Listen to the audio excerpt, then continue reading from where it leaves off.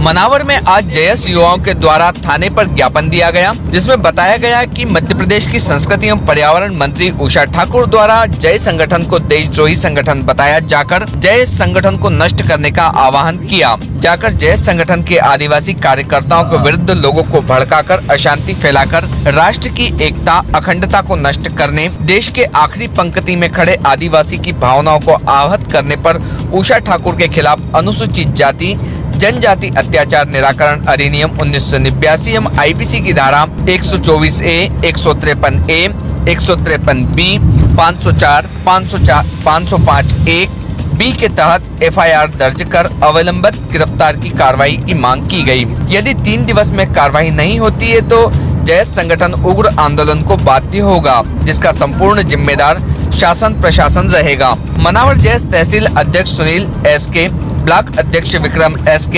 सचिन भवेल, सुखदेव नरगेश, सरपंच शांतिलाल भाई, प्रेम मौर्य, सोहन बुंदेला आदि जैस कार्यकर्ता उपस्थित थे। भारतीय न्यूज के लिए कलीम खान की रिपोर्ट।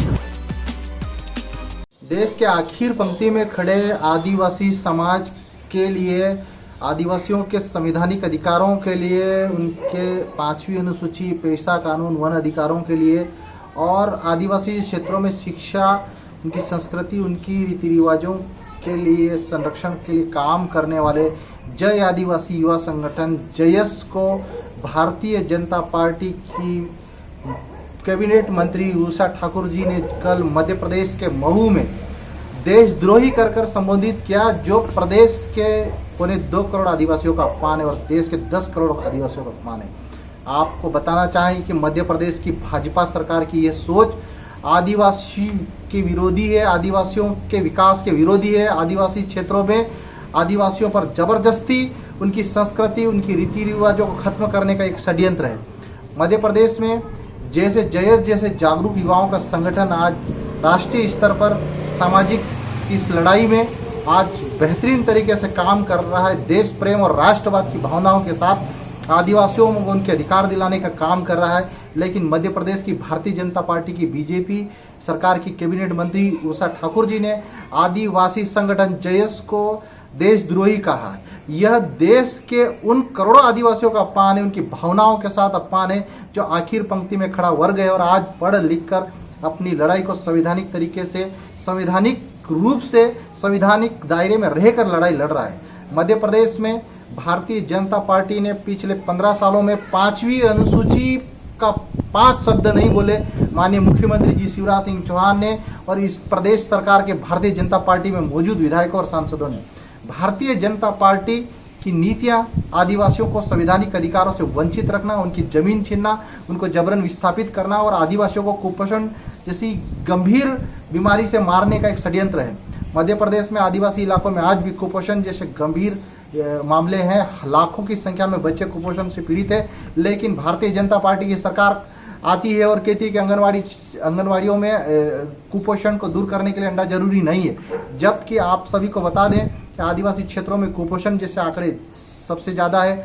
आज मध्य प्रदेश की शिवराज सिंह चौहान आदिवासियों को पट्टे बांटने के नाम पर गुमराह कर रही है। पिछले 15 सालों की सरकार में शिवराज सिंह चौहान ने प्रदेश के 3.5 लाख से ज़्यादा आदिवासियों के पट्टे निरस्त किए थे।